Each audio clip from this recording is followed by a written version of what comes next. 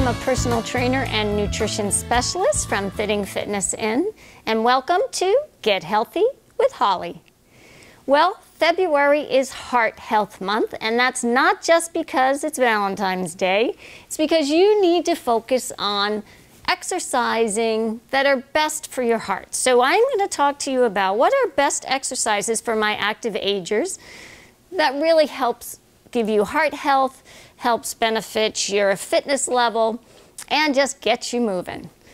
So the best exercise really is to do cardiovascular exercise at least 5 days a week, probably for a minimum of 30 minutes, but you can do them in 10-minute segments. So if you don't have 30 minutes all at once, you can do 10 minutes here, 10 minutes there, 10 minutes there, and it'll all add up.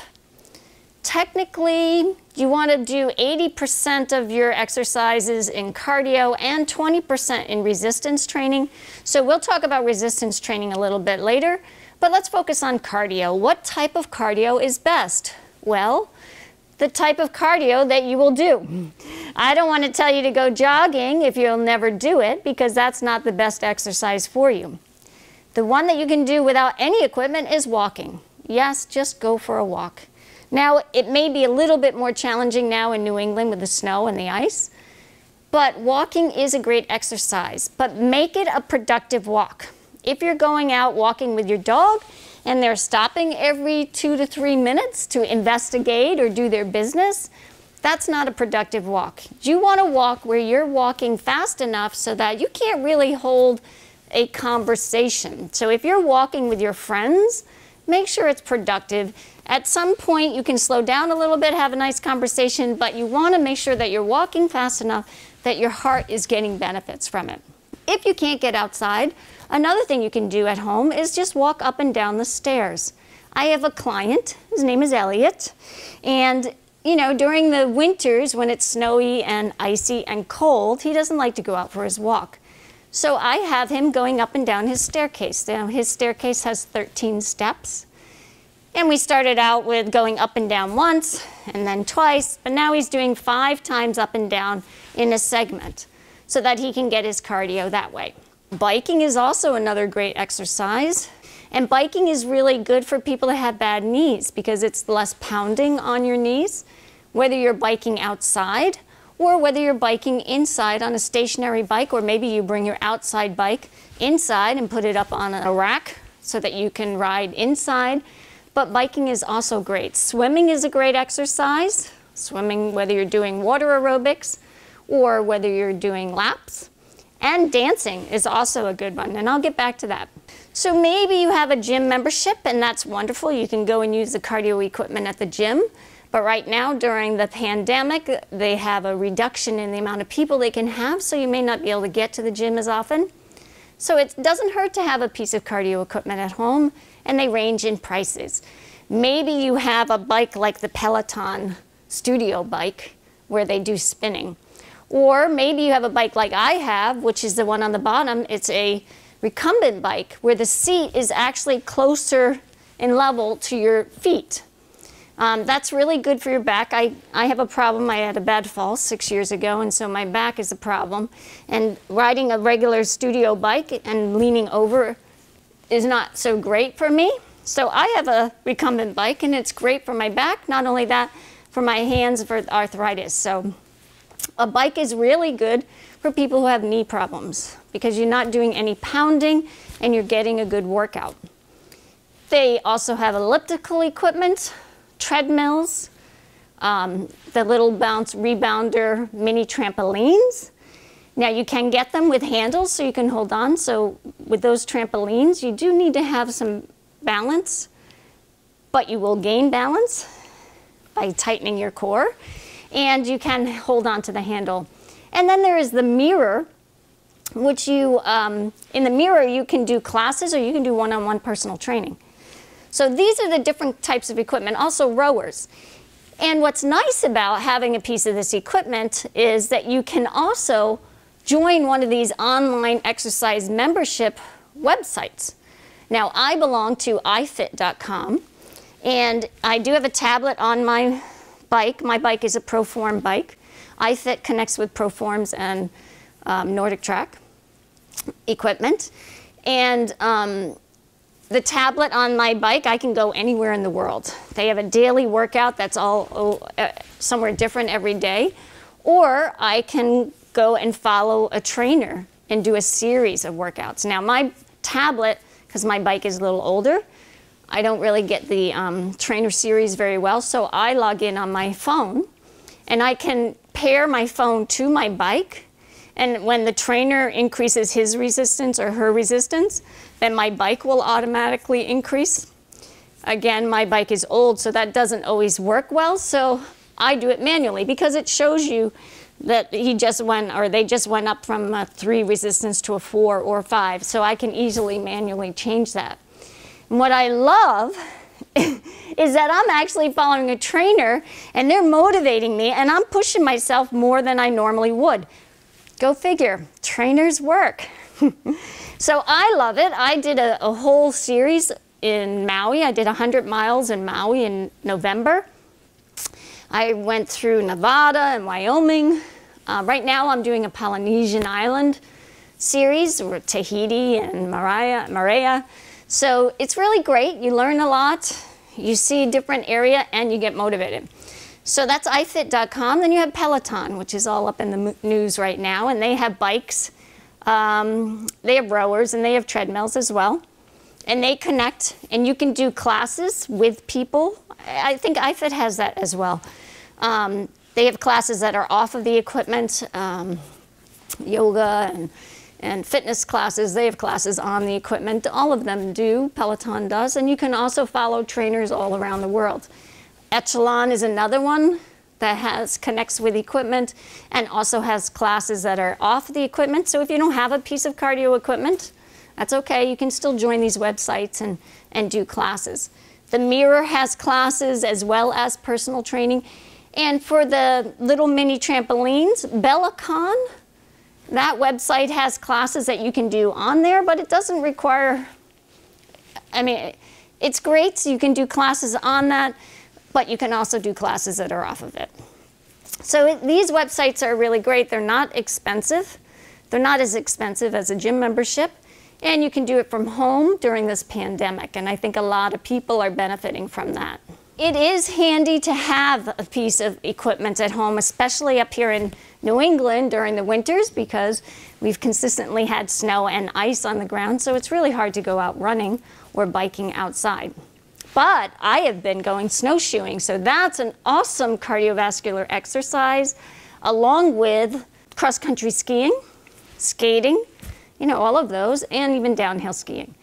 Taking exercise classes to get your cardiovascular workout is great, either at the gym, maybe at the community center or a senior center, or online. Right now, I am teaching all of my classes for my seniors and active agers online, on Zoom.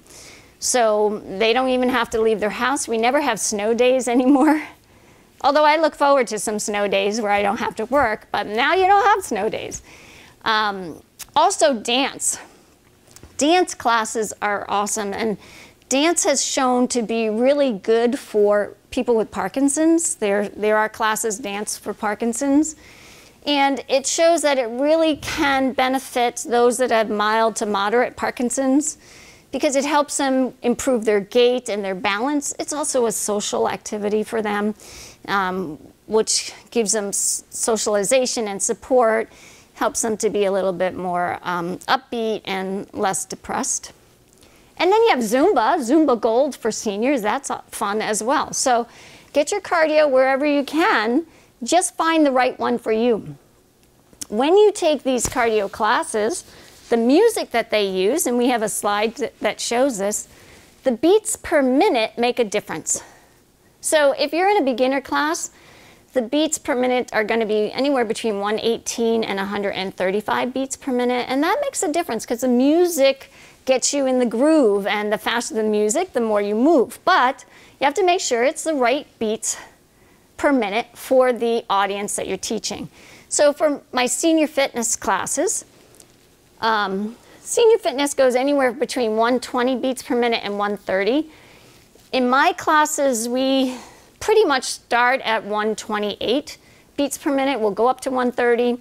Some days, like the day after the Super Bowl, we were working at 126 beats per minute. It also depends on the music that we have and the albums that I have or the playlists that I have based on certain groups. And I go by eras. You want to listen to 40s, 50s, 60s, 70s, 80s, 90s, or the modern music. And then based on that and the number of beats per minute is how I choose music for my classes. Okay, so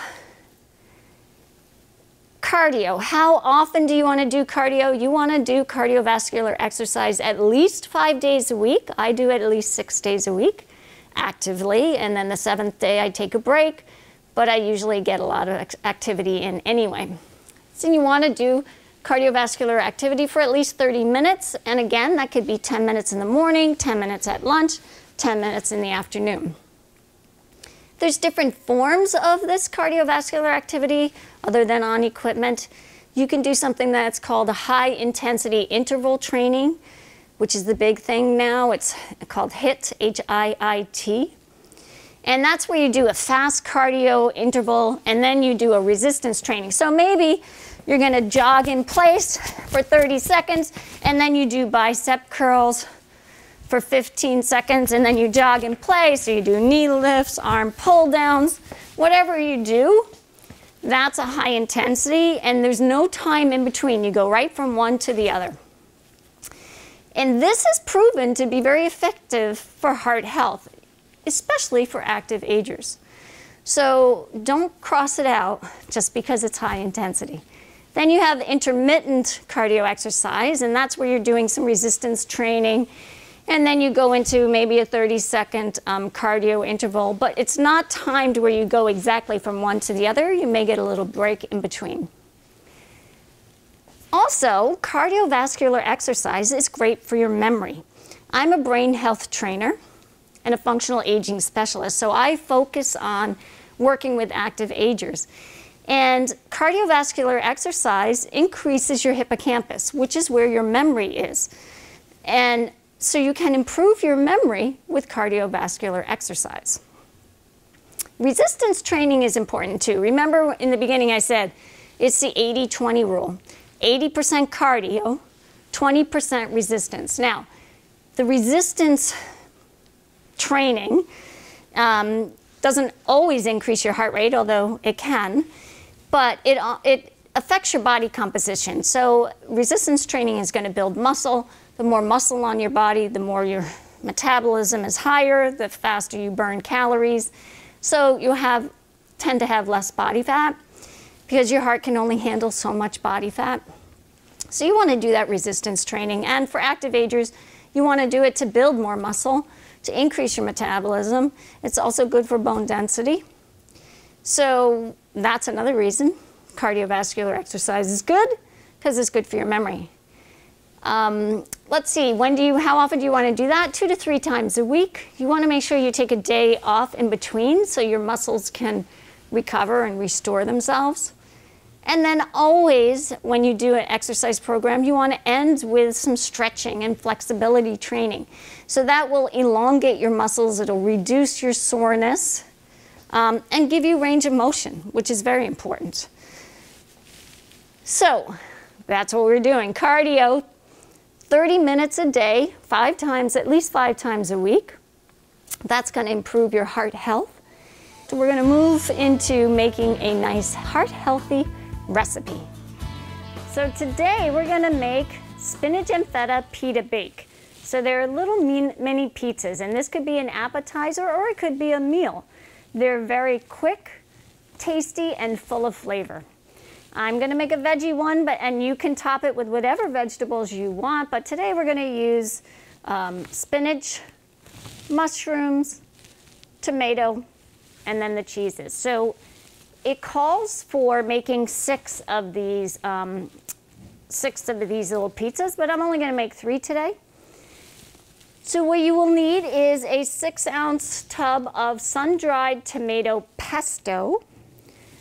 You'll need to have, you could do whole wheat pita bread. I couldn't find whole wheat, so I got these homemade regular pita bread. Now, you can make your own homemade pitas. I don't take the time to do it. My daughter Jessica does, but find something that works for you. And then some tomatoes, 2 tomatoes chopped up or cut up, a bunch of spinach chopped, cleaned and chopped, 4 mushrooms sliced. You're going to use 2 tablespoons of Parmesan, shredded Parmesan cheese. You're going to use a 1/2 cup of Feta cheese. And then you're going to drizzle a 3 tablespoons of olive oil, but I tend to use the spray instead. I like to use the olive oil spray because it disperses more and it's less heavy. And then we're going to just use a little ground pepper to taste. Okay, so we start with putting the sun-dried tomato pesto on as a base. That's our tomato base. This looks good. Now, this is so quick and easy, tasty and healthy for your heart. Heart healthy. It's always good, especially this month. So I'm just going to make 3 today, 1 for me and for some of the staff here. I always like to share the goods that I make. So we spread that tomato pesto on there on each one, and then we're going to top it with spinach, chopped spinach. Here we go. As much as you want on there.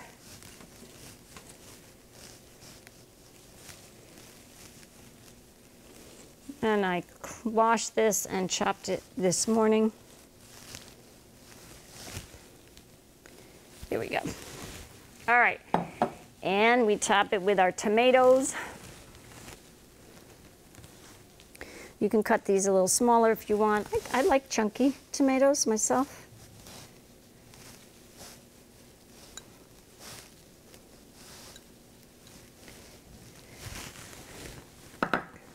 And our mushrooms. Put some mushrooms on there.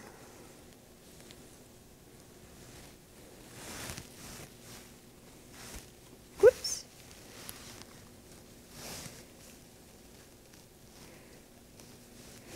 Spinach is an excellent source of vitamin K, vitamin A, vitamin C, and folate. It's a great source of manganese and magnesium, iron, and vitamin B2. So spinach, I love spinach. It's one of my favorites. So then we're going to put on here, well, I'll just use my hand, some Parmesan cheese. Sprinkle that on.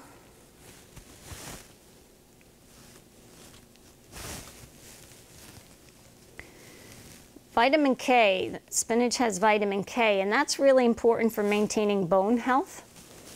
It's difficult to find it in vegetables, so vitamin K it's really good to find it in spinach.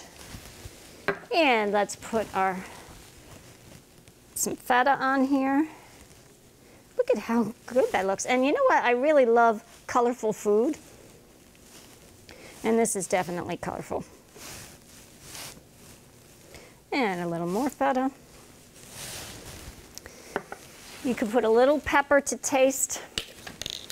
The mushrooms are also nice because they're a low-calorie vegetable. And they have protein, they have vitamins, they have minerals, and they have antioxidants. So you can drizzle the olive oil on, or I'm just going to give it a quick spray. There we go. Now that goes in the oven for about 12 minutes. I preheated the oven at 350, and we're going to put it in for about 12 minutes.